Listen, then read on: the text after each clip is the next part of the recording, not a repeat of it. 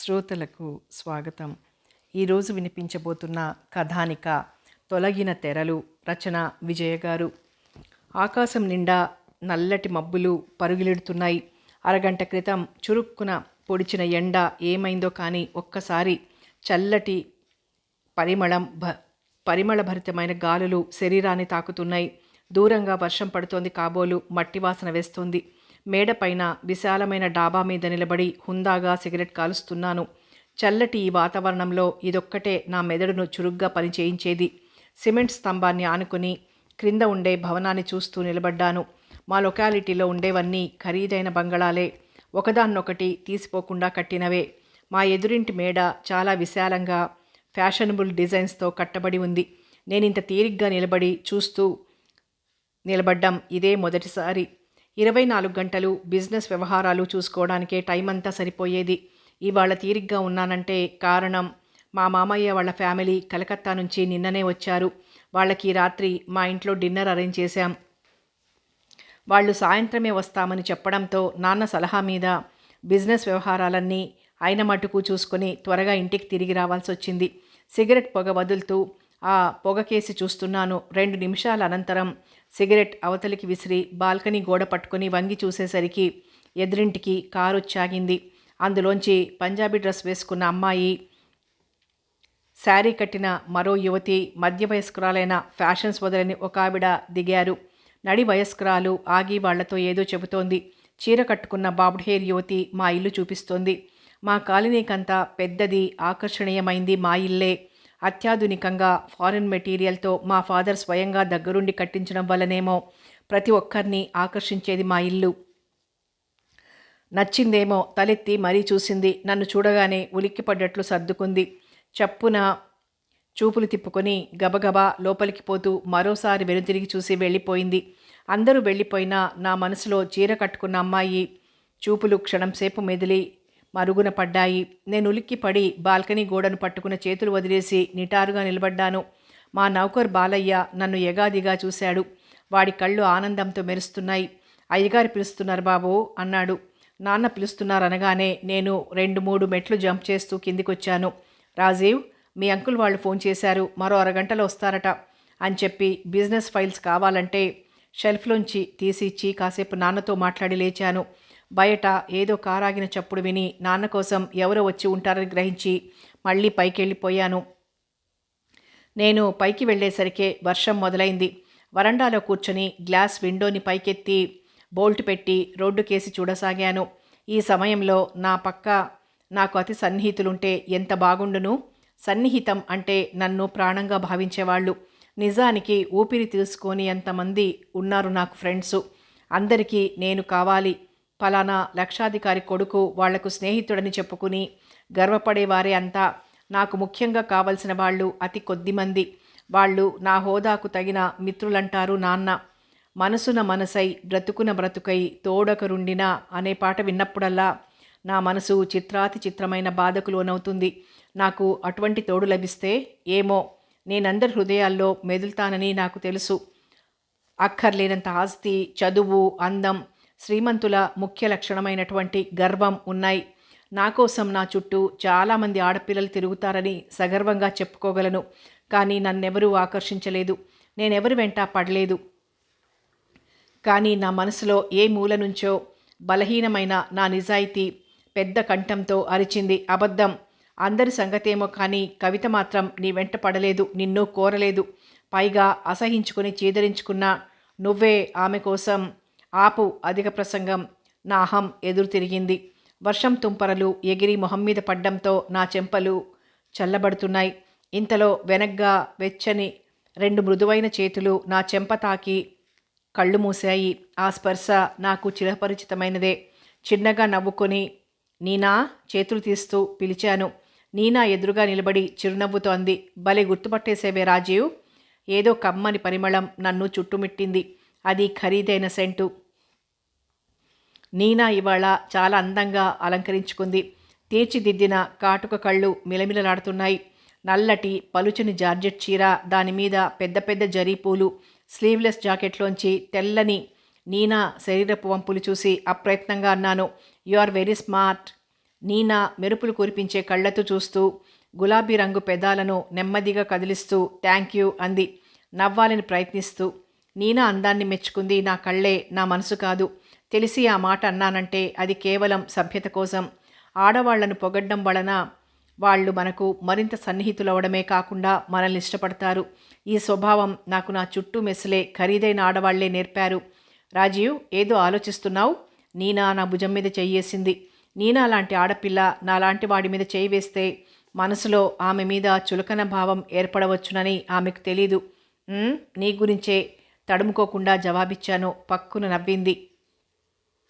నన్ను పక్కకు తోసి విండో గ్లాసెస్ క్రిందికి దించి చేతి కంటిన నీటి తుంపరలు నా మీదికి విసురుతూ వర్షాన్ని చూస్తే నీకు తిక్క ఆలోచనలొస్తాయి అంది వెక్కిరింతగా. నీ గురించి ఆలోచించడం కూడా తిక్క ఆలోచనేనా? పోదు, నీ మాటలు నేను నమ్ముతానా? ఇక్కడుంటేనే ఈ కబుర్లన్నీ. కలకత్తా పోయి ఎన్ని లెటర్స్ రాసినా జవాబివ్వవు బొంగమూతితో అంది నీనా. బొంగమూతి పెట్టకు, ముద్దొస్తున్నావు చిలిపిగా నవ్వాను. ఏం లాభం? అపర ఋష్యశృంగుడివిగా అంది చిరుకోపంతో. నేనేం మాట్లాడకుండా అలా ఉండిపోయాను. రాజీవ్, అబ్బా ఏమిటంత ఆలోచన? సరే, తీరిగ్గా ఆలోచించుకో, నేను క్రిందికి పోతున్నా అంటూ నీనా చివుక్కున వెనక్కి తిరిగి వడివడిగా వెళ్ళిపోయింది. పిలుద్దామనిపించినా పిలవలేను. నా ఆలోచనలు నీనాకేసి మళ్ళాయి. నాలో ఉండే బలహీనతే ఇది. మనిషి ఎదురుగా ఉంటే సరిగ్గా మాట్లాడలేను.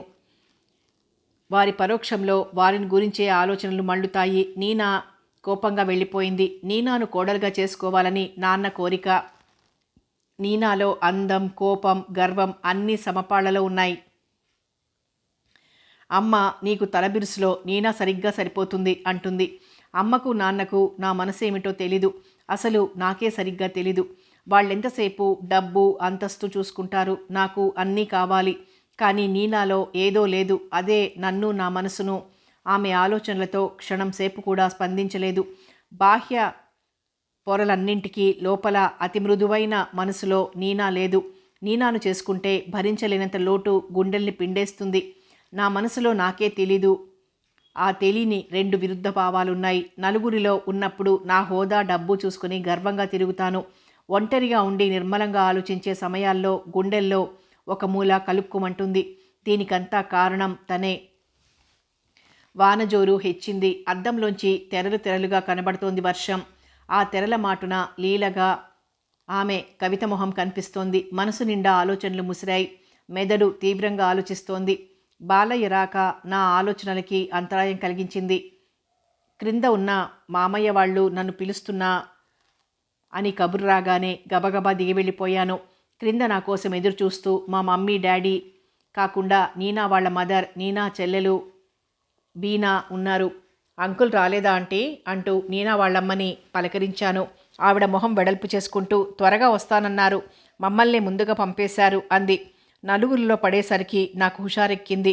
చలాగ్గా మాట్లాడుతూ జోక్స్ విసురుతూ వాళ్లల్లో కలిసిపోయాను. డిన్నర్ అనంతరం నేను అలవాటు ప్రకారం క్లబ్కి బయలుదేరాను. నాతో నీనా బయలుదేరింది. బయటికి వచ్చేసరికి అంతవరకు బాగా పడిన వర్షం తగ్గిపోయి సన్నటి తుంపర్లు పడసాగాయి. నేను గ్యారేజ్లోంచి కారు తీసి నీనా కోసం ఎదురు చూస్తుండగానే పెద్ద కాలరున్న ఫుల్ స్వెటర్తో వచ్చింది నీనా. ఆమె గులాబీ రంగు ఒంటిని ఆకుపచ్చటి స్వెటర్ కప్పేయడం చూస్తే ఆకుల మాటున దాగిన గులాబీ గుర్తొచ్చింది నాకు. కారు స్టార్ట్ చేసి అద్దాలు బిగించి కారు స్లో చేసి నడవసాగాను. వర్షం రాత్రి, జనసంచారం లేని రోడ్డు. చలికాలం కావడం వల్ల మామూలు కంటే ఒక పెగ్ ఎక్కువ తీసుకున్నాను. డిన్నర్ అనంతరం అందుకే ఒళ్ళంతా హుషారుగా ఉంది. తుంపర్లు పడటం కూడా క్రమేపీ ఆగిపోవడంతో నా వైపు విండో గ్లాస్ క్రిందకి దించేశాను. చల్లటి గాలి రివ్వున వీచింది. ష్, అబ్బ చలి, అది మూసే రాజీవ్ అంది నీనా. స్వెటర్లో ఉన్నావు మేడం, ఇంకా చలేనా? అదిగో మళ్ళీ వెక్కిరింతలు మొదలుపెట్టావు. ఇలా అయితే నీతో రాను అంటూ బెదిరించింది. రమ్మని ఎవరడిగారో అంటూ నీనాను రెచ్చగొట్టాను. నీనా మొహం ఎర్రబారింది. మొహం పక్కకు తిప్పుకుంది. నీనా మాట్లాడకుండా ఉండేసరికి నాకు నిజంగా జాలేసింది. నీనా, ఆ స్వెటర్ విప్పేయి. ఏమిటది ముసల్దాన్లా? ఆ మాత్రం చలి కంట్రోల్ చేసుకోలేవు? నీనా నాకేసి తీక్షణంగా చూసింది. నేను చిన్నగా నవ్వేసరికి ఏమనుకుందో స్వెటర్ లాగి అవతల పడేసింది. మూతి ముడుచుకుంది. ఆ క్షణంలో నీనా చాలా అందంగా కనిపించింది. ఎడం చేత్తో ఆమెను పట్టుకున్నాను. మెత్తని వెచ్చని నీనా స్లీవ్లెస్ చేతులు నాకు తగిలాయి. నీనా చలించలేదు. ఒక్కసారి లాక్కొని ఆమె కాళ్ళీ నుదుటి మీద ముద్దెట్టుకున్నాను. నీనా పరవశించిపోయి నా గుండెల్లో తలదూరుస్తూ, రాజీవ్, రేపేగా మన ఎంగేజ్మెంట్. డియర్, మనం త్వరగా మ్యారేజ్ చేసుకుందాం అంది. ఆ మాటలకు నా ఆవేశమంతా చప్పగా చల్లారిపోయింది. నన్ను కోరే ఆడవాళ్లంటే నాకెందుకో చులకన. విండో గ్లాస్ పైకెత్తే నెపంతో నీనాను వదిలించుకొని కారు స్పీడ్ చేసి క్లబ్ను త్వరగా చేరుకున్నాం. నీనా మొహం ఆశ్చర్యంగా ఉండడం చూసి చూడనట్టు ఉండిపోయాను. మేము క్లబ్ నుండి ఇంటికి వచ్చేసరికి 10 గంటలవుతోంది. నాన్న, మామయ్య గట్టిగా నవ్వుతూ మాట్లాడుకుంటూ కార్డ్స్ ఆడుతున్నారు. టేబుల్ మీద సీసాపై తెల్లటి లైటు కాంతి పడి మెరుస్తోంది. నన్ను చూడగానే నాన్న మామయ్యతో చెప్పినట్టున్నారు. ఆయన తూలుతూ వచ్చి నన్ను కావలించుకొని, hello my dear young man, how are you అంటూ పలకరించాడు. ఆయన ఫుల్ డోస్లో ఉన్నారని తెలుసు. అందుకే చిన్నగా నవ్వేసి తప్పించుకున్నాను. నీనా లోపలికి వెళ్ళిపోయింది. సడన్గా నాన్న నా దగ్గరికి వచ్చి, రేపు నీ ఎంగేజ్మెంట్ డే గుర్తుందిగా, త్వరగా లేచేయి అని చెప్పేసి వెళ్ళిపోయారు. నేను మౌనంగా తలూపి పైకెళ్ళాను. డన్లప్ బెడ్ మీద ఎంతసేపు పొర్లినా నిద్ర రావడం లేదు. కళ్ళు మూసుకున్నా ఏవేవో దృశ్యాలు గజిబిజిగా కనిపిస్తున్నాయి. ఏవో రంగుల వలయాలు అలలు అలలుగా చుట్టూ తిరుగుతున్నాయి. ఎంగేజ్మెంట్ రేపు నాకు తెలుసు, కానీ నీనాను పెళ్లి చేసుకోగలనా? నా ఆస్తి, అంతస్తు, హోదాకు నీనా బాగా సరిపోతుంది. మరి నా మనసుకో? దానికి ఇవేమీ అక్కర్లేదు. ఎప్పటినుంచో చెరిగిపోక తన హృదయంలో ప్రతిష్ఠించుకుపోయిన అమ్మాయే కావాలి దానికి. కానీ అది అసాధ్యం. నా మనసులో ఏవేవో దృశ్యాలు కదిలిపోతుంటే దానిలో గతం చూసుకుంటున్నాను. నేను బాంబే హాస్టల్లో ఉంటూ చదువుకుంటున్న రోజులవి. హైదరాబాద్లోనే చదవాలని నాకున్న నాన్న ఒప్పుకోలేదు. అప్పుడు ఆయన బిజినెస్ విషయమై ఫారిన్ వెళ్తూ అమ్మని తీసుకెళ్లారు. మధ్య మధ్యలో పోవాల్సిన పనుంటుందని, అందుకే నేనొక్కడనే ఇంటిలో ఉంటే ఏమైనా చెడిపోతానేమో అని భయపడి బాంబే హాస్టల్లో చేర్పించారు. అక్కడైతే నన్ను, నా మంచి చెడ్డలు విచారించేందుకు మా స్వంత చిన్నాన్న ఉండడంతో ఆయన మీద నా బాధ్యత పెట్టారు నాన్న. నేను హాస్టల్లో ఉండటానికి చిన్నాన్న ముందు ఒప్పుకోలేదు. హాస్టల్లో ఉంటే నలుగురిని చూసైనా బాగా చదువుతానని, కంపెనీ ఉంటుందని చెప్పారు నాన్న. వచ్చిన కొత్తలో కాలేజీలో ఆడా మొగ తేడా లేకుండా కలుపుగోలుతనంగా ఉండడం చూసి నాకెంతో ముచ్చట వేసింది. మా చిన్నాన్న కూతురు రేఖ మా కాలేజీలోనే చదువుతోంది. నాకంటే 1 సంవత్సరం జూనియర్. మేమిద్దరం చాలా సరదాగా ఉండేవాళ్ళం. పుట్టుకతో వచ్చిన అందానికి నా ధనంతో మరింత మెరుగులు దిద్దాను. నలుగురిలో పేరు తెచ్చుకునేందుకు డబ్బు వెదజల్లేవాడిని. డబ్బనేది ఎక్కువగా ఎక్కడుంటుందో అక్కడే మనిషికి ఎక్కువ ఆకర్షణ ఏర్పడుతుంది. అతి త్వరలోనే కాలేజీలో నేను కొంత ఇన్ఫ్లుయెన్స్ సంపాదించుకోగలిగాను. వీటికి తోడు నేను ప్రతి స్పోర్ట్స్లో ఉండేవాణ్ణి. ఎందుకంటే స్పోర్ట్స్ నా ఆరో ప్రాణం. నేను మరీ ఛాంపియన్ కాకున్నా నేను ఆటగాడినే అని కొన్ని సర్టిఫికెట్స్ సంపాదించుకోగలిగాను. ఇక్కడ కాలేజీలో చదువుకున్న ఇతర యాక్టివిటీస్ మీద ఇంట్రెస్ట్ ఎక్కువ. ఆడపిల్లల్ని ఆకర్షించుకోవడానికి నాకు ఎక్కువ క్వాలిఫికేషన్స్ ఉన్నట్టున్నాయి. అందుకే సరు, గీత, కౌముది, రేఖ వీళ్ళంతా నేనంటే పడి చచ్చేవాళ్ళు. నేను ప్రతి ఆదివారం చౌపతిలో ఉండే మా చిన్నాన్న ఇంటికి పోయేవాడిని. ఒక ఆదివారం నేను వాళ్ళింటికి పోయేసరికి ఇంట్లో ఎవరూ లేనట్లు నిశ్శబ్దంగా ఉంది. హాల్ అంతా ఖాళీగా ఉంది. రేఖ రూమ్లోకి వెళ్ళాను. గుమ్మానికి వీపు పెట్టి కుర్చీలో కూర్చొని పేపర్ సీరియస్గా చదువుతోంది రేఖ. పక్కనే లో వాల్యూమ్లో రేడియోలో తీయగా లలిత గొంతు వినిపిస్తోంది. రేఖను ఒక్కసారి హడలుగొట్టాలి అని క్యాన్వాస్ షూస్తో నెమ్మదిగా నడిచి రేఖ భుజం మీద ధన అని కొట్టాను. హఠాత్తుగా వెనక్కి తిరిగిన అమ్మాయి రేఖ కాదు. మై గాడ్ అనుకున్నాను. రేఖకు అంత పెద్ద కళ్ళు లేవు. రేఖ ముక్కు ఇంత నాజుగ్గా లేదు. రేఖ పెదాలు ఇలా తీర్చిదిద్దినట్టు లేవు. కళ్ళు పెద్దవి చేసి నాకేసి కోపంగా, నన్ను మింగేద్దామనేటంత కోపంగా చూస్తూ నిలబడ్డ అమ్మాయిని చూసి సారీ మా రేఖ అనుకున్నాను.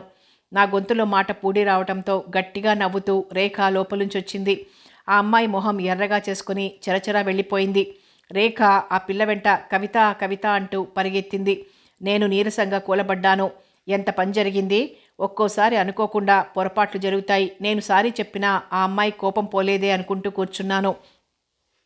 అదే కవితతో పరిచయం కలగడం. ఇంతలో రేఖ లోపలికి వచ్చి, ఏమిటి రాజీ, నీ పనులన్నీ ఇంతే, అలా చూసుకోకుండా ప్రవర్తిస్తే తనేమనుకుంటుంది అంది చిరుకోపంగా.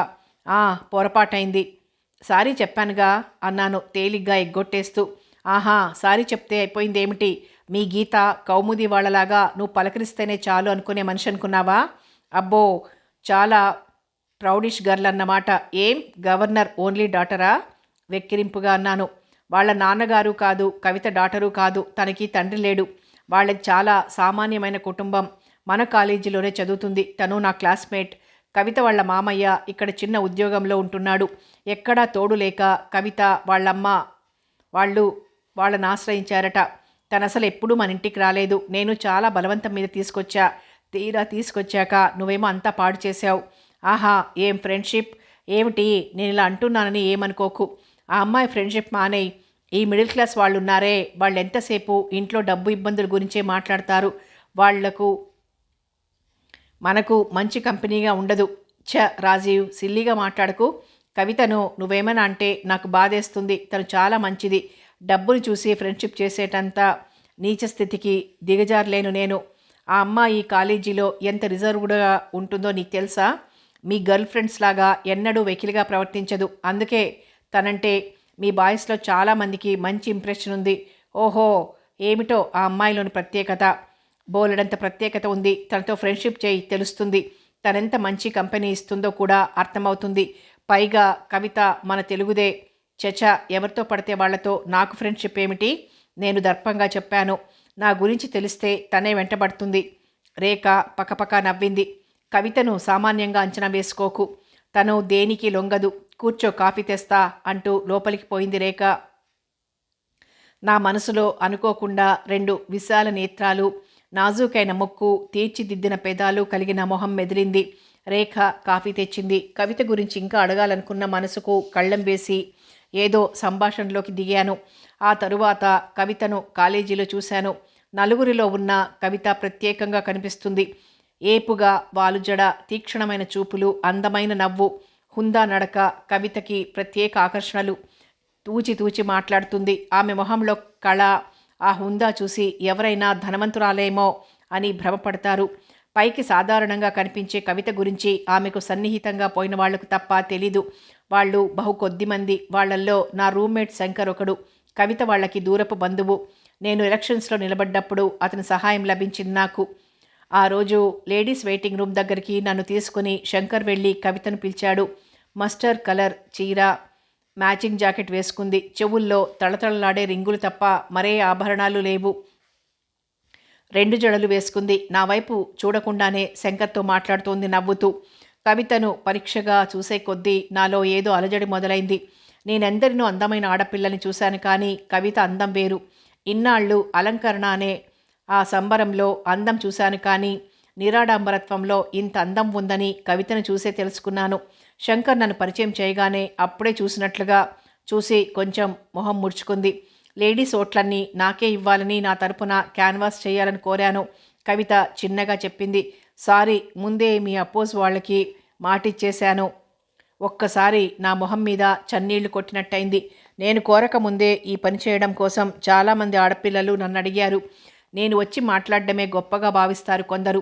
అటువంటిది ఆఫ్టర్ ఆల్ ఈ కవిత నేను అడిగితే తిరస్కరిస్తుందా? నాకు బాగా కోపం వచ్చినా బలవంతంగా అణుచుకొని యూ ప్లీజ్ ట్రై అనేసి వెనక్కి వచ్చేసాను. ఎలక్షన్స్లో బాగా ఖర్చు పెట్టడంతో నేను అనుకున్న దానికంటే ఎక్కువ మెజారిటీతో జనరల్ సెక్రటరీగా ఎలక్ట్ అయ్యాను. అందరికీ థ్యాంక్స్ చెప్పుకోవడమే కాకుండా నాకు క్యాన్వాస్ చేసిన వాళ్ళందరికీ గ్రాండ్ పార్టీ అరేంజ్ చేశాను. కవితను పార్టీకి అందరితో పాటు ఆహ్వానించినా ఆమె రాలేదు. ఎలక్షన్స్లో గెలవడంతో క్షణం కూడా తీరిక లేకుండా పోయింది. ఎప్పుడు బిజీగా ఉండేవాడిని. హాస్టల్లో ఉండడం కూడా తక్కువే. ఒకరోజు ఫ్రెండ్ కారులో పోతున్నాను. వాడు కూడా హైదరాబాద్లో నా క్లాస్మేట్. కాలేజీ నుంచి రేఖ, కవిత కలిసి బయటకు వచ్చారు. రేఖను చూడగానే కారు ఆపించాను. లిఫ్ట్ ఇవ్వగానే ఇద్దరు వెనక సీట్లో కూర్చున్నారు. ఏం రేఖ, ఇవాళ కారు రాలేదా అని అడిగాను వెనక్కు తిరిగి. లేదు, నాన్న పని మీద కారు తీసుకుపోయారు. బస్సులో పోదాం అనుకుంటుండగా నువ్వు వచ్చావు. అది సరే, ఈ మధ్య నువ్వు అసలు కనబడడం లేదని నాన్న అడిగారు అంది రేఖ. సారీ రేఖ, రోజు అనుకుంటూనే ఉన్నాను వద్దామని, తీరిక లేదు. నువ్వు ఎలక్షన్స్లో ఓడిపోయినా బాగుండేది జోక్ చేసింది రేఖ. ఏదో మీ దయ వల్ల గెలిచాను. అబ్బా, దేశ నాయకుల లక్షణాలు మొదలయ్యాయే అంటూ ఎక్కిరించింది. నేను నవ్వేశాను. రేఖ పక్కన కూర్చున్న కవిత మౌనంగా బయటికి చూస్తోంది. ఈ పిల్లకు ఏమీ లేకున్నా చాలా గర్వం అనుకున్నాను మనసులో. మిస్ కవిత, మెనీ థ్యాంక్స్ చెప్పడం మర్చిపోయాను. అన్నట్టు మీరు ఆ రోజు పార్టీకి రాలేదేం? మీరు పార్టీ ఎందుకు ఇచ్చారు? సీరియస్గా అడిగింది కవిత. ఎందుకేమిటి? ఎలక్షన్లో నాకు హెల్ప్ చేసిన వాళ్ళందరికీ ఒక పార్టీ అన్నా ఇవ్వకుంటే బాగుంటుందా? మరి నన్నెందుకు ఇన్వైట్ చేశారు? ఎందుకేమిటి? మీ ఓట్లు నాకు ఇచ్చినందుకు. సారీ, మా ఓట్లు మీకు వేయలేదు. కవిత చెప్పగానే డ్రైవ్ చేస్తున్న నా ఫ్రెండు రేఖ పక్కున నవ్వారు. నేను మొహం చిన్నబుచ్చుకున్నాను. కవితను ఇవాళ వదలకూడదు. తనెందుకు ఓటు ఇవ్వలేదో తేల్చుకుందామనుకుని అడిగాను. మీరు జోక్ చేస్తున్నారన్నాను. నాకెందుకో కవిత నాకు తప్ప ఎవరికి ఓటు వేయదనిపించింది. కాదు, నిజంగానే మీకు ఓటు వేయలేదు. అందుకే మీ పార్టీకి కూడా రాలేదు. మీకు ఓటు ఇవ్వలేదనడంలో మీకు అర్హత లేదనే అర్థం ధ్వనించింది. ఓహో, అపర హరిశ్చంద్రుడన్నమాట. ఆడిన మాట తప్పకుండా ముందడిగిన వాళ్లకే వేశారు. వ్యంగ్యంగా అన్నాను కోపం కొద్దీ. కానీ కవిత జవాబు చెప్పకుండా బయటికి చూస్తూ ఉండిపోయింది. నా అభిమానం దెబ్బతింది. చివుక్కున తల తిప్పుకొని సరిగ్గా కూర్చున్నాను. ఈ కవిత గర్వం ఎలా అణచాలా అని ఆలోచిస్తుండిపోయాను. మధ్యలో వాళ్ళిద్దరూ దిగి వెళ్ళిపోయారు.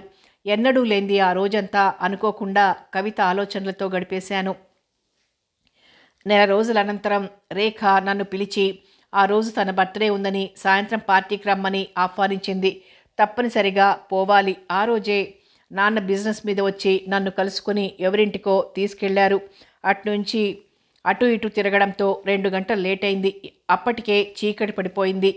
నా మనసులో రేఖ కంటే కవిత ఎక్కువ మెదులుతోంది. కవిత ముందు రేఖకు మంచి ప్రజెంటేషన్ ఇవ్వాలి అనే ఆలోచనే నన్ను ఖరీదైన రింగ్ కొనిచ్చింది. ట్రిమ్గా తయారై రేఖ వాళ్ళ ఇంటికి బయలుదేరాను. నేను వెళ్ళేసరికి పార్టీ అయిపోయింది. చాలా కమ్మటి పాట నా చెవుల సోకుతోంది. హిందీ వాతావరణంలో చక్కటి జయదేవుని అష్టపది. రేఖ వాళ్ళ వరండాలో నిలబడి లోపలికి చూశాను. చాలామంది అమ్మాయిలు గుంపుగా కూర్చున్నారు. కళ్ళు వాల్చి పాడుతోంది కవిత. నీలం రంగు వాయిల్ చీరకు అరచేయి వెడల్పున పసుపు రంగు బార్డర్ ఉంది. ఆ చీర బార్డర్ రంగు జాకెట్ వేసుకుంది. వదులుగా వేసుకున్న జడలోంచి విరిసిన గులాబీ తొంగి చూస్తోంది. కవిత నునుపైన శరీరం పైన ట్యూబ్లైట్ల వెలుగులు పడి చెదిరిపోతున్నాయి. కవితను అలా చూస్తుంటే నా మనసులో ఎన్నో అనుభూతులు కలిగాయి. కవిత అందం నన్ను పరవశుడిని చేస్తోంది. నా చెవులు ఆమె పాటకు, కళ్ళు ఆమెను చూడ్డానికి అప్పగించాను. నా మనసులో ఆమె స్థానం నాకు తెలియకుండానే అధికమైంది. పాట పూర్తి కాకుండానే లోపలికి అడుగుపెట్టాను. అంతే, టక్కున పాట ఆగిపోయింది. కవిత కళ్ళు నా కళ్ళు కలుసుకున్నాయి. ఆమె మొహం ఎర్రబడింది. రేఖ పరిగెత్తుకుంటూ నా దగ్గరికి వచ్చింది. నన్ను చూడగానే అమ్మాయిలలో సంచలనం కలిగింది. నేనెందుకు లేటుగా వచ్చారని అందరూ అడగడమే కానీ ఒక్కరూ ఆగిపోయిన పాటను పాడమని అడగలేదు. వీళ్ళందరికీ నేనొస్తున్నానని తెలిసే వచ్చారని గ్రహించి చిన్నగా నవ్వుకున్నాను. ఈ సమయం వదలకూడదు. అందుకే కవితతో పాడమని చెప్తామనుకున్న నాకు కవిత నిర్లక్ష్యం గుర్తొచ్చి కవిత కేసి చూడనైనా చూడకుండా రేఖకు ప్రజెంటేషన్ ఇచ్చి అమ్మాయిలతో మాటల్లో పడ్డాను. రేఖ కవిత దగ్గరికి వెళ్ళి పాడమంది కానీ కవిత తల అడ్డంగా ఊపడం చూసి చూడనట్టు ఉండిపోయాను. రేఖ టిఫిన్ సప్లై చేయడంతో తింటూ కబుర్లలో పడ్డాను. అతి అలంకరణలతో, మాటకారితనంతో, మత్తెక్కించే సువాసనలతో, చలోక్తులతో ఉన్న మా కాలేజీ అమ్మాయిల మధ్య ఊపిరాడలేదు నాకు. మధ్యలో కవిత కోసం నా కళ్ళు వెదికాయి. ఆమె ఎక్కడా లేదు. రేఖ దగ్గరికి వెళ్ళి అడిగాను, కవిత మధ్యలో పాట ఆపేసిందేం? నిన్ను చూసి. ఏం, నేనేమైనా రాక్షసున్నా? కోపంగా అడిగాను. ఏమో, అది మీరిద్దరూ తేల్చుకోండి, రేఖ నవ్వుతూ అంది. ఇంతకీ తనేది? నిజంగా నువ్వు పోట్లాటకొస్తావేమో అని భయపడి ఇంటికి పారిపోయింది. రేఖ నవ్వుతుంటే నాకు ఒళ్ళు మండిపోయింది. మా సంభాషణ అర్థం కాని అమ్మాయిలు హిందీలో మాట్లాడుకుంటున్నారు. సరే, నేను వెళ్ళాలి. నాన్నొచ్చారు ఊరు నుంచి. అర్జెంట్ పనుందంటూ నిన్ను చూసి 1 మినిట్లో వస్తానని చెప్పొచ్చాను. రేఖ ఎంత బలవంత పెట్టినా వినకుండా బయటకొచ్చేసి టాక్సీలో కూలబడ్డాను. కవిత సంగతి చెప్పగానే నేను ఇలా వచ్చేయడాన్ని రేఖ మరో విధంగా ఊహించుకోవచ్చనే ఆలోచన తీరిగ్గా ఇప్పుడు కలుగుతోంది. వాచ్లో టైం 9 కావస్తోంది. దారిలో కవిత చకచకా నడుచుకుంటూ వెళ్ళిపోతోంది. టాక్సీ ఆపించి డోర్ తెరిచి ప్లీజ్ కమిన్ కవిత అన్నాను. నన్నే శక్తి అలా ప్రేరేపించిందో నాకే తెలీదు. నన్ను చూడగానే కవిత ఉలిక్కిపడింది. మీరా? పర్వాలేదు, నే పోగలను అంది పెదవి బిగబట్టి. వెన్నెల్లో కవిత కొంగొత్త అందాల్ని సంతరించుకుంటోంది. నున్నటి ఆమె చెంపలను తాకే అదృష్టం వెన్నెలకే కలిగినందుకు కొంత ఈర్ష్యపడ్డాను. కాదు, రేఖ చెప్పింది మిమ్మల్ని డ్రాప్ చేయమని. ఈ చీకట్లో ఎలా పోతారు? అవసరం కొద్దీ అబద్ధమాడాను. ఈ రేఖ ఉత్త ఈడియట్. కవితనొక్కదాన్ని ఎలా పంపింది? చీకటికి భయపడ్డట్లుగా కవిత మౌనంగా టాక్సీ ఎక్కింది. నేను సంతృప్తిగా ఫీల్ అయినా రేఖ చెప్పిందంటే తప్ప నా మాటకు విలువనీయలేదు కదా అనిపించింది. పార్టీ నుంచి అప్పుడే వెళ్ళిపోతున్నారేం? పనుంది క్లుప్తంగా జవాబిచ్చింది. చాలా చక్కగా పాడారు కానీ హఠాత్తుగా నేను రావడంతో ఆపేశారు కదూ. నేను మీ పాట వినకూడదా? నా గొంతు నాకే చిత్రంగా ధ్వనించింది. నేను ఊహించినట్లు కవిత చిరునవ్వు నవ్వలేదు. కనీసం నాకేసి చూడనూ లేదు. మౌనంగా ఉండిపోయింది. జవాబు చెప్పడం ఇష్టం లేనట్లు నాకు ఆశాభంగం కలిగింది. కవిత ఒక చోట దిగిపోతూ నన్ను చూసి చూడకుండా థ్యాంక్స్ చెప్పి పరుగు నడకలతో చీకట్లో కలిసిపోయింది. ఇన్నాళ్లల్లా కవితను అందరిలా చూడలేకపోతున్నాను.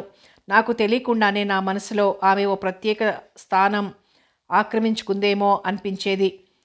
మరుసటి రోజు సాయంత్రం నాకు మా చిన్నాన్నతో పనుండి రేఖ వాళ్ళింటికి పోయాను. ఇంట్లో పిన్నమ్మతో మాట్లాడితే చిన్నాన్న అప్పుడే బయటికి వెళ్ళారని చెప్పింది. మేడపైన రేఖ ఉందంటే చకచకా పైకెళ్ళాను. కానీ అక్కడి నుండి వచ్చే మాటలు నా కాళ్లకు బ్రేకులేసాయి.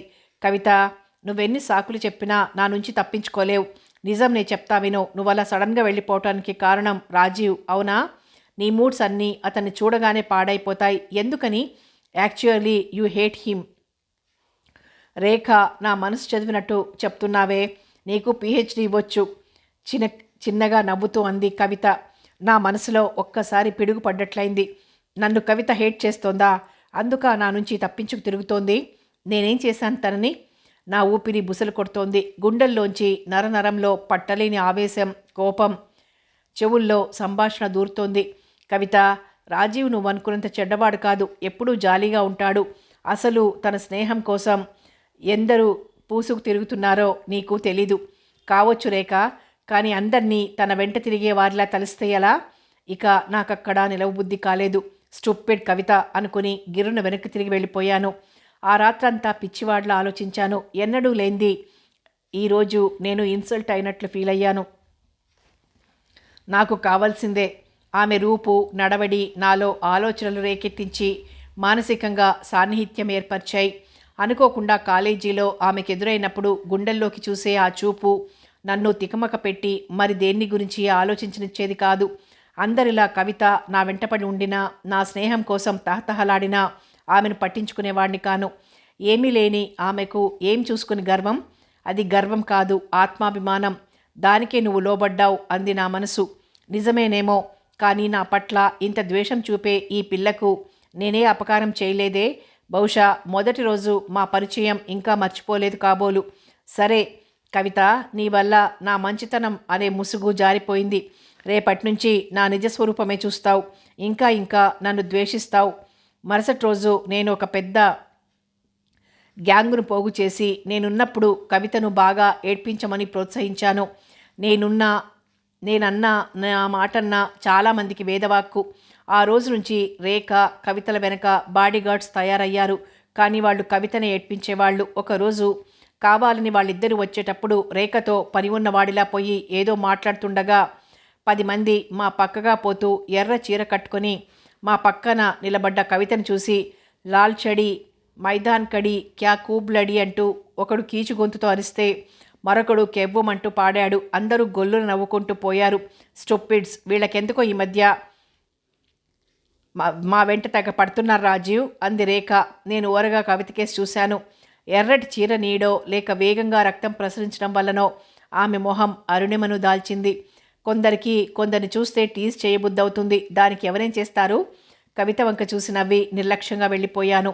నా ముందు అవమానం పొందిన కవితను తలుచుకుని సంతోషపడ్డాను. ఆమెనప్పుడే వదలకూడదు. కళ్ళల్లో నీళ్లు చూడాలి. నా ముందు తను ఏడుస్తూ నా సహాయం కోరితే చాలు, కవితను వదిలిపెట్టేస్తాను అనుకున్నాను.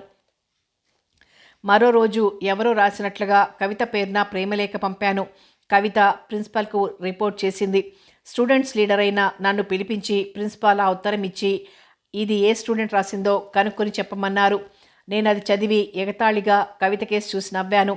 బయటికి రాగానే కవిత చటుక్కున దాన్ని నా చేతిలోంచి లాక్కొని సర్రున చింపి ముక్కలు చేసి అవతల పడేసి వెళ్ళిపోయింది. నేను ఆశ్చర్యపోతూ నిలబడి, అదేమిటి, దీన్ని ఎవరు రాశారో కనుక్కోవద్దా అని అడిగాను. అక్కర్లేదు, అది ఎవరు రాసింది నాకు తెలుసు. అనవసర గొడవలు నాకు ఇష్టం లేదు అంది. ఎవరో తెలిస్తే ఇంకేం, వాళ్ళని పట్టుకుని ప్రిన్సిపాల్కి రిపోర్ట్ ఇవ్వచ్చుగా వెటకారంగా అడిగాను. కవిత మరోసారి నేను ఊహించని విధంగా నా కళ్ళల్లోకి చూసింది. ఆ కళ్ళ వెనకాల దాగిన సంక్షోభం కన్నీటి రూపంలో వలయాలు తిరుగుతోంది. ఆమె నవ్వింది, కానీ చాలా నిరాశగా, నిర్జీవంగా నవ్వింది. ఆ చూపు, ఆ నవ్వు నా కరకు గుండెని ఒక్కసారి ఊపింది. అంత అవసరం లేదు. చటుక్కున ముఖం తిప్పుకొని చెరచరా వెళ్ళిపోయింది. కవిత కోపంగా వెళ్ళిపోతుంటే నేను అలాగే నిలబడిపోయాను. నా మనసులో ఏదో అర్థం కాని ఆరాటం మొదలైంది. అది నేరాసిందని కవిత గ్రహించినట్టుంది. మరి నేనని తెలిసాక నా మీదెందుకు రిపోర్ట్ ఇవ్వలేదు? ఇది జవాబు దొరకని ప్రశ్నగా నిలిచిపోయింది నాలో. నేను ఇలా కవిత వెనకబడి అల్లరి చేయడం ఎవరైనా పసిగడితే నా స్టేటస్కి భంగం కలగొచ్చు. అల్లరి మితిమీరితే నలుగురికి తెలిసే ప్రమాదం ఉంది. అందుకే అల్లరి మానేయాలని నిశ్చయించుకున్నా. ఒకరోజు రేఖా వాళ్ళింటికి కాలేజీ బస్సులోనే బయలుదేరాను. కాలేజీ బస్ అంటే ఆ టైంకి బస్ నిండా మా స్టూడెంట్స్ ఉంటారు. ఆ రోజు రేఖ రాలేదు. బస్ ఫుల్ రష్తో ఉంది. కొందరు పరిగెత్తుకుంటూ బస్ అందుకుంటున్నారు. వాళ్లలో కవిత ఉండడంతో నేను కొంత ఆసక్తితో ఫుట్బోర్డ్ దగ్గరగా నిలబడ్డా. కవిత బస్సులో కాలు పెట్టడము, బస్సు బయలుదేరడము ఒకే క్షణంలో జరగడంతో బ్యాలెన్స్ తప్పి కిందకు పడిపోయింది. వెనుకనే ఉన్న నేను చటుక్కున ఆమెను పట్టుకున్నాను. కవిత కెవ్వుమంది. చాలా జతల కళ్ళు మా కేసి తిరిగాయి. కవిత స్టొప్పిడ్ అంటూ చివుక్కున వెనుతిరిగి చెయ్యెత్తింది. నేను మెరుపులా ఆ చేయి పట్టుకొని గట్టిగా నొక్కాను. నా కేసి పరీక్షగా చూసిన కవిత మొహం పాలిపోయింది. మౌనంగా బాధను అనుభవించి చేయి విడిపించుకోవాలని చూసింది. Please be careful in using words madam అనేసి వదిలేశాను. అప్పటికే స్టూడెంట్స్ అంతా ఇకిలిస్తున్నారు. ఎవరికీ నన్నేమనే ధైర్యం లేదు. నెక్స్ట్ స్టాప్లో ఆమె దిగిపోయింది. అనవసరంగా కవిత బస్లో అల్లరిపడిందే అనే బాధ కలిగింది నాలో. రేఖ వాళ్ళింటికి పోబుద్ది కాక వెనుదిరిగాను. ఆ రోజంతా నా మనసులో లేదు. తన కోసం నేనెందుకు బాధపడాలి? ఇదెక్కడి కొత్త అనుభూతి నాకు. వెళ్ళి కవితను క్షమాపణ అడిగితే, తనెంత దిగజారిపోయాడు. తప్పు ఆమెదైతే నేను క్షమాపణ అడగడం ఏమిటి? ఉండలేక వేడెక్కిన తలను చల్లబరుచుకోవడానికి ఒక్కడనే బీచ్కి బయలుదేరాను. సముద్రుడి చల్లని గాలులు శరీరాన్ని తప్ప మనసును చల్లబరచడం లేదు. ఇసుకలో కూలబడ్డాను. బీచు జనసమ్మర్దంగా ఉంది. వెన్నెల నీళ్లలో తళతళలాడుతోంది. దూరంగా రేఖ, చిన్నాన్న కనబడ్డారు. ఏం గాలి ఇటుమళ్ళిందే? రేఖ నవ్వుతూ నా దగ్గరికి వచ్చింది. చిన్నాన్న ఎవరో తెలిసిన వాళ్ళు కనిపిస్తే మాట్లాడుతున్నారు. మనసు బాగాలేదు రేఖ, అప్రయత్నంగా నిజం చెప్పాను. రేఖ కళ్ళు వెడల్పు చేసుకుని చూసి ఒకటే నవ్వింది. జోక్గా మాట్లాడొద్దు అంది. నేను సీరియస్గా చెప్తుంటే రేఖ జోక్గా తీసుకోవడం నాకు కోపం తెప్పించింది. బస్సు సంఘటన చెప్తే రేఖ ఆశ్చర్యంగా విని ఒకటే ప్రశ్న అడిగింది. అయితే నీకింతకు బాధ దేనికి? తను అనవసరంగా నన్ను రెచ్చగొట్టి అల్లరైందేనని నా బాధ. రేఖ నా మొహంలోకి చూస్తూ ఏదో అర్థమైన దానిలా చిరునవ్వు నవ్వింది. రాజీవ్, నీకెందుకు కవిత అంటే ఆసక్తి? నాకా? చాలే, నా దగ్గర దాచకు. నువ్వు నా బర్త్డేకి వచ్చిన రోజే గ్రహించాను.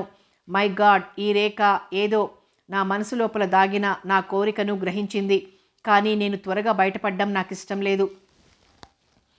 నేనంటే ఏ లక్ష్యమూ లేని కవిత మీద నా నిశ్చితాభిప్రాయం రేఖతో చెప్తే ఆమె దృష్టిలో నేను పలుచనైపోతాననే భయం కలిగింది. అందుకే బెట్టుపోకుండా చెప్పాను. కవిత అంటే నాకేం ఆసక్తి లేదు రేఖ, నన్ను నమ్ము. అయితే నువ్వు కూడా కవితను హేట్ చేస్తున్నావా? ఒకరోజు కవితా రేఖల సంభాషణ గుర్తొచ్చింది. నువ్వు కూడా అంటే? అనుమానంగా అడిగాను. రేఖ చప్పున మాట మార్చేసింది. ఏం లేదు, చిన్నప్పుడు నేర్చుకోలేదా? ఆపోజిట్ పోల్స్ అట్రాక్షన్ ఎక్కువని. జాగ్రత్త అంది నవ్వు దాచుకుంటూ. ఇంతలో చిన్నాన్న వచ్చి కాసేపు ఏదో లోకాభిరామాయణం మాట్లాడడంతో అరగంట గడిచిపోయింది. ఆ తర్వాత హాస్టల్కి వెళ్ళిపోయాను. రేఖ ప్రశ్న నా మనసులో మిగిలిపోయింది. నిజమే, కవిత అంటే ఆసక్తి ఎందుకు? తనంటే నాకెందుకో ఇష్టమని గ్రహించగలిగాను. కానీ నాకు తెలియకుండా కలిగే ఈ భావమే ప్రేమ? నా ఇష్టాన్ని ఎన్ని రకాలుగా వెల్లడించాలని అనుకున్నా కవిత ఎంత సీరియస్నెస్సో అడ్డొచ్చేది. తనకేం లేకున్నా గర్వం ఉంది. బహుశా దానికే నేను ఆకర్షితున్నయ్యానేమో.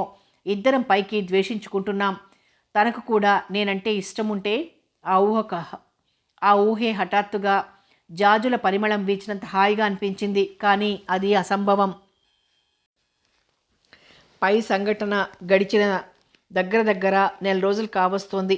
కవిత కాలేజీకి సక్రమంగా రావడం లేదు. పరీక్షలు దగ్గర పడుతున్నాయి. నేను హాస్టల్ రూమ్లో పడుకుని కెమిస్ట్రీ చదువుతుంటే విజిటర్స్ వచ్చారని తెలిసి బయటికి వెళ్ళాను. రేఖ త్వరగా వచ్చింది. రాజీవ్, అర్జెంటుగా వెళ్ళాలి, కవిత ఒకటే ఏడుస్తోంది అంది వగరుస్తూ. నేను తెల్లబోయాను. ఏం జరిగింది? వాళ్ళమ్మ చనిపోయింది. నేను అలాగే రేఖ వాళ్ళ కారులో కూర్చున్నా. కవితకు కలిగిన ఈ ఆకస్మిక దుఃఖాన్ని నేనెలా ఓదార్చాలా అని ఆలోచించిన దారిలో ఇరుగు పొరుగుతో కవిత వాళ్ళిల్లు నిండిపోయింది. కవిత కన్నీళ్లు చూడాలనుకున్నా, కానీ ఈ రకంగా కాదు. ఏడ్చి ఏడ్చి సొమ్మసిల్లి పడిపోయిందో మూలకు. కవిత స్పృహలో లేదు. మొత్తానికి ఆ రోజు కర్మకాండలన్నీ జరిగిపోయాయి. 2 రోజుల అనంతరం హై ఫీవర్తో హాస్పిటల్లో చేరింది కవిత. పళ్ళు బిస్కెట్స్ తీసుకుని కవిత గదిలోకి వెళ్ళాను. కవిత పక్కనే కూర్చున్న రేఖ నన్ను చూడగానే బయటికి వెళ్ళింది. నేను పట్టుబడిన దొంగల గదిలో నిలబడిపోయాను. బెడ్ మీద ముడుచుకొని నీరసంగా పడుకున్న కవిత కళ్ళెత్తి నన్ను చూసింది. ఉన్న ఒక్క ఆత్మీయురాల్ని పోగొట్టుకున్న కవితను చూడగానే నా మనసు ఆమె పట్ల జాలితో నిండిపోయింది. నీకు నే తోడున్నానని చెప్పి ఆమె దుఃఖం పోగొట్టాలనుకున్నాను. పళ్ళు అవి తెచ్చి అక్కడ పెట్టాను. వద్దు, దయచేసి అవి తీసుకువెళ్ళండి. నా గురించి ఇప్పటికే మీరు చాలా శ్రమపడ్డారు అంది మరోవైపు పడుకుంటూ. నేను నిర్ఘాంతపోయాను. తన అయిష్టాన్ని ఇంత బహిరంగంగా ప్రకటిస్తుందనుకోలేదు. నా అభిమానం ఏమాత్రం మిగలేదు. నేనెంత ఫూల్ని. నేనంటే ఏమాత్రం సదభిప్రాయం లేని అమ్మాయి కోసం పాకులాడ్డం ఎంత వృధా. సారీ కవిత, మీ మనసుకు కష్టం కలిగించాను. మీరసలు నా మీద ఎంత దురభిప్రాయంతో ఉన్నా నన్ను అన్ని వేళలా అపార్థం చేసుకోవడం న్యాయం కాదు. నేను ఎదురుపడితేనే మొహం చిట్లించడం, నన్ను తప్పుకుని తిరగడం మీకు అలవాటైంది. కానీ కవిత, మీలో ఏదో ఆకర్షణ నన్ను మీ చుట్టూ తిప్పుతోంది. అది నా తప్పు కాదు. సరే పోనివ్వండి. రేఖ నాతో ఒకసారి చెప్పింది, కవితతో ఫ్రెండ్షిప్ చేసి చూడు, తన ప్రత్యేకత నీకు తెలుస్తుంది అని చెప్పింది. కానీ మీతో ఫ్రెండ్షిప్ చేయకుండానే మీ వ్యక్తిత్వాన్ని, అభిమానాన్ని గ్రహించి మీకు దగ్గరవుదామని దురాశపడ్డాను. ఇవన్నీ మీ దృష్టిలో నన్ను దోషిగా నిలబెట్టాయి. జరిగిందంతా మర్చిపోండి. ఎన్నడూ ఎవరికి క్షమాపణ చెప్పుకొని ఈ రాజీవ్ మిమ్మల్ని మనస్ఫూర్తిగా క్షమించమని అడుగుతున్నాడు. ఎందుకో తెలుసా? మిమ్మల్ని మనసారా అభిమానించిన నేరానికి నాకు తెలియకుండానే నా మనసులో బాధ కొంత బయటపెట్టగలిగాను. అంతా చెప్పేసి నేను గుమ్మం దాటేసరికి దిండులో తలదూర్చి కవిత సన్నగా ఏడుస్తోంది. వికల మనస్కంగా వెళ్ళిపోయాను గాని లేకుంటే లోపలికి వెళ్ళి కవితను గుండెలు కదుముకొని ఓదార్చేవాడినేమో. ఇక కవితను మర్చిపోవాలనే స్థిర నిశ్చయం చేసుకున్నాను నా మనసులో. పరీక్షలప్పుడు రేఖతో పాటు కవిత పరీక్షలు ఇవ్వడం చూశాను. ఎగ్జామ్స్ అయిపోయాయి. కవిత ఈ మధ్య రోజుల్లో మునుపటిలా కాక నన్ను చూసేందుకు తహతలాడుతున్నట్టు అనిపించేది. కానీ అంతలోనే నా ఆలోచనకు నాకే నవ్వొచ్చేది. నా ఆలోచనే తనకు అంటగడుతున్నానేమో అనిపించేది. కవిత, త్వరలోనే నీకు నా బాధ వదులుతుంది. నేనింకా ఈ బాంబేకి రానే రాను. చిన్నాన్న వాళ్ళు నే ఊరెళ్ళిపోతున్నానని పార్టీ ఇచ్చారు. ఏరోడ్రోమ్కు రేఖతో పాటు కవిత రావడం నాకు విస్మయం కలిగించింది. కారు ఏరోడ్రోమ్ చేరగానే చిన్నాన్న, పిన్ని, రేఖ ముందుగా నడిచారు. కవిత నెమ్మదిగా కారు దిగింది. వెంటనే నేను కారు డోర్ వేసేశాను. ఆమె పైట దానిలో ఇరుక్కుంది. చటుక్కున డోర్ తెరిచి కొంగును వదిలించాను. ఆమె పైటలాగే ఆమె నా మనసులో ఇరుక్కుపోయింది. దాన్ని ఎలా తీయగలనో? నేను కావాలని డోర్ వేశాననుకుంటుందేమో. ఆమెతో చెప్పాను, మేడం, ఇవాళ ఈ బాంబేతో నా అనుబంధం తీరిపోయింది. ఈ బాంబేలో నేనుండడం లాస్ట్ డే. వెళ్ళిపోయే ముందు నాతో పోట్లాటకు రాకండి. నేను అనుకోని విధంగా కవిత నా కళ్ళల్లోకి నిమిషం పాటు తదేకంగా చూసి అందంగా నవ్వింది. నా జన్మ ధన్యమైనట్లు ఫీల్ అయ్యాను. ఆమె మెరిసే కళ్ళతో ఏదో చెప్పబోయింది. ఇంతలో కొంపలు ముంచుకుపోయినట్లు రేఖ పరిగెత్తుకుంటూ వచ్చి, సారీ కవిత, నిన్ను వదిలి ముందెళ్ళిపోయానంటూ కవితను తీసుకుపోయింది. అందరి దగ్గర వీడ్కోలు తీసుకుని కవిత కేసు చూశాను. ఏదో చెప్పాలని ఆగిపోయినట్లు ఆమె పెదాలు చిన్నగా కంపిస్తున్నాయి. ఆమె కళ్ళల్లో ఏదో బాధ మెదులుతోంది. అంతే, నేను వాళ్ల నుంచి విడిపోయాను. 2 ఏళ్లు కాలగర్భంలో కలిసిపోయాయి. నేను డిగ్రీ తీసుకుని బిజినెస్లో నాన్నకు చేదోడు వాదోడుగా ఉంటున్నాను. రేఖకు ఈ మధ్య కాలంలో పెళ్ళయింది. అమ్మా నాన్న వెళ్ళారు. ఆమె పెళ్ళికి పోవాలంటే భయం వేసింది. మళ్ళీ కవిత కనిపించొచ్చు. మళ్ళీ ఆమెను చూడగానే నేనేమవుతానో నాకే తెలీదు. చేతి నిండా పని కల్పించుకొని ఆలోచించడానికే తీరిక లేకుండా చేసుకుని కవితను మర్చిపోదలిచాను. ఈ పాటికి కవితకు పెళ్ళైపోయి ఉంటుంది. కానీ ఎవరి జ్ఞాపకాలకు దూరం కావాలనుకున్నానో వారు మనసులోనే నిలిచిపోయారు. పొద్దున్నే బాలయ్య వచ్చి లేపే వరకు మెలకువ రాలేదు. బద్ధకంగా ఒళ్ళు విరుచుకుని టైం చూశాను. 8 అయింది. రాత్రంతా ఆలోచనలతో గడిపినందుకు తల భారంగా ఉంది. చప్పున లేచి మొహం కడుక్కుని తయారయ్యాను. నేను టిఫిన్ చేస్తున్న సమయంలో నాన్న వచ్చి, రాజీవ్, రేఖ వాళ్ళు వచ్చారని చెప్పారు. నేను హఠాత్తుగా లేచి చేయి కడుక్కుని వరండాలోకి వచ్చాను. రేఖ, ఆమె భర్త ఇద్దరు లోపలికొచ్చారు. హలో రాజీవ్, కంగ్రాట్స్, ఎంగేజ్మెంట్ డేకి రాగలిగాం అంది నవ్వుతూ రేఖ. ఎంగేజ్మెంట్ డే అని వత్తి పలకడం నాకు చివుక్కుమనిపించింది. నన్ను ఎత్తి పొడుస్తోందా? రేఖ స్నానం చేసి తయారై డిన్నర్కు కావాల్సిన ఏర్పాట్లు చూస్తోంది. నేను తనని పిలిపించగానే నా రూంలోకి వచ్చి కుర్చీలో కూర్చుంటూ ఏమిటి విశేషాలు రాజీవ్ అంది. అప్పటి చలాకీతనం ఆమెలో పోలేదు. మీ కవిత బాగుందా? సూటిగా అడిగాను. ఎవరు కవిత? ఓ కవితనా అంది అప్పుడే గుర్తుకు తెచ్చుకుంటున్న దానిలా. గుర్తొచ్చిందా? నీకంటే నేనే నయం అన్నాను ఎగతాళిగా. సరేలే, అక్కడున్నాళ్ళు ఆ పిల్లని ఏడ్పించుకొని తిని ఇప్పుడు కవిత బాగుందా అని అడుగుతున్నావు. ఇంత ప్రేమ ఎప్పుడు పుట్టుకొచ్చింది? తనని చూసిన నాటి నుంచే. నువ్వు మరీ కోతలు రాయుడు అవుతున్నావు బాబు. నన్ను వెళ్ళని, నాకు చాలా పనుంది. రేఖ చేపట్టుకొని బలవంతంగా కూర్చోబెట్టాను. ఇంతకీ ఇప్పుడు తన సంగతి ఎందుకు? చెప్పేందుకేమీ లేదు, కానీ నీకు నిజంగా ప్రేమంటే తన విషయం విని బాధపడతావు. నా గుండెలు ఆత్రంగా కొట్టుకున్నాయి. కవితకేమైంది? రాజీవ్, ఏం చెప్పను. వాళ్ళమ్మ పోయాక మరీ ఒంటరిదైపోయింది కవిత. ఎప్పుడు మనింట్లోనే ఉండేది. వాళ్ళత్తయ్యకు తనకు సరిపోయేది కాదు. వెళ్ళిపోయాక తను చాలా మారిపోయింది. గంటలు గంటలు శూన్యంలోకి చూస్తూ కూర్చునేది. అకస్మాత్తుగా కన్నీళ్లు పెట్టుకునేది. నేనేమన్నా పట్టి పట్టి అడిగితే మా అమ్మ గుర్తొచ్చింది అనేది. కానీ నేను గ్రహించింది ఏమంటే కవిత కూడా నిన్ను ప్రేమిస్తోంది. రేఖ, ఆపు. వేళాకోళానికి హద్దుండాలి. నేను నమ్మను. తను ప్రేమిస్తుందని నువ్వే అబద్ధాలాడుతున్నావు. రాజీవ్, నేను చెప్పేది అక్షరాల నిజం. మొదట్లో నిన్ను కాలేజీలో చూడగానే తనకు నువ్వంటే మంచి అభిప్రాయం ఏర్పడిందట. నువ్వు సామాన్యుడివి అనుకుంది ముందు, కానీ నువ్వు ధనవంతుల ముద్దు బిడ్డవని తెలిసి చాలా కృంగిపోయిందట. తనకు తెలుసు నువ్వు తనను ప్రేమిస్తున్నావని. కానీ అందని పళ్ళకు అరులు చాచేది కాదు కవిత. అందుకే నిన్ను అసహించుకుంటున్నట్లుగా దూరం తొలగిపోయేది.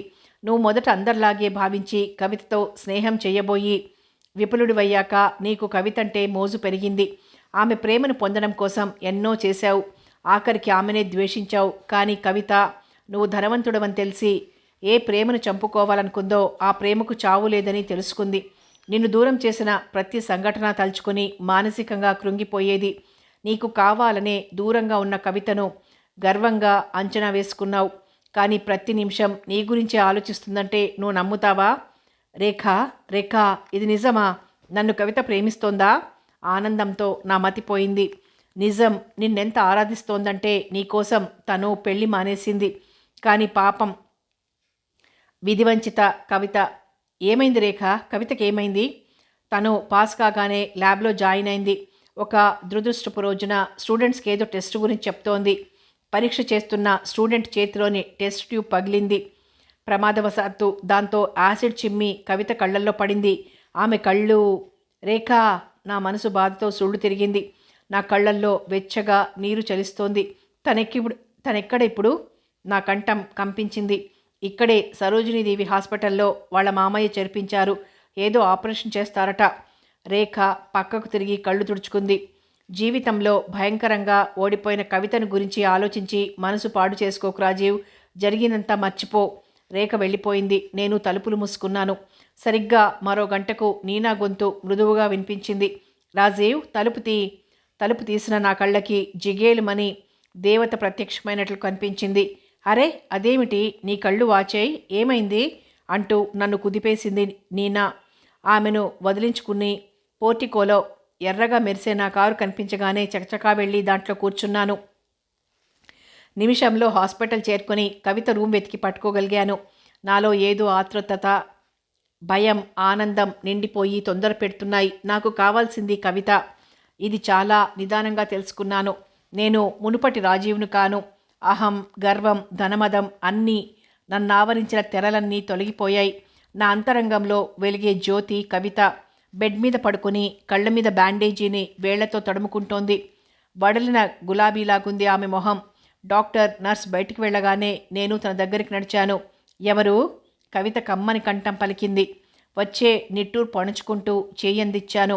నా చెయ్యి స్పర్శ తగలగానే అపరిమితమైన ఆనందంతో వదిలేసింది. కానీ నా చెయ్యి విడిపోలేదు. నేను కవిత. దిగ్గున లేచింది కవిత. మీరా రాజీవ్? ఒక్కసారి నా ఒళ్ళు పులకరించింది. కానీ కవిత మొహంలో ఏవో నీలి నీడలు ఆవరించాయి. కవిత, రేఖ అంతా చెప్పింది. నేను నీకోసం వచ్చాను. ఆపుకున్న ఆగని ప్రేమ వాహిని నా కంఠంలో తొణికిసలాడింది. కవిత మొహంలో ఎలాంటి మార్పు రాలేదు. క్షమించండి, మీరు మీరు తడబడుతూ ఏదో చెప్పబోయింది. నేను మృదువుగా ఆమె నోటిని నా చేత్తో మూసేశాను. నువ్వేం చెప్పొద్దు కవిత. రేఖ నీ గురించి అంతా చెప్పింది. ఇన్నాళ్ళు నీ హృదయంలో గుప్తంగా ఆ ప్రేమను ఎలా దాచుకోగలిగావు కవిత? నీకోసం ఎంత వెర్రివాణ్ణయ్యాను. నా ధనం మనిద్దరికీ ఎన్నడూ అడ్డు నిలవదు. నా ప్రేమను అంగీకరించు. నాకు కావలసింది నన్ను ప్రాణంగా ప్రేమించే మనసు. అది నీలో ఉంది. ఈరోజు నీ కళ్ళు పోయినా ఆ కంటి వెలుగు నేనైతాను కవిత. ఇది నా అదృష్టం. ఆఖరి క్షణాన్నైనా నిన్ను పొందగలుగుతున్నాను. కవిత చేతిని పట్టుకుని భావావేశంతో చెప్పాను. కవిత మొహం విప్పారింది. ఇంతలో ఎక్స్క్యూజ్ మీ అంటూ డాక్టర్ లోపలికొచ్చి మీరు కొంచెం బయటికి పోతారా అని అడిగాడు. నేను బయటికి వెళ్ళాను. 15 నిమిషాల అనంతరం డాక్టర్ బయటికి వచ్చి చిన్నగా నవ్వి యూ కెన్ గో అనేసి వెళ్ళిపోయాడు. నేను లోపలికి పోయి నోట మాట లేకుండా నిలబడిపోయాను.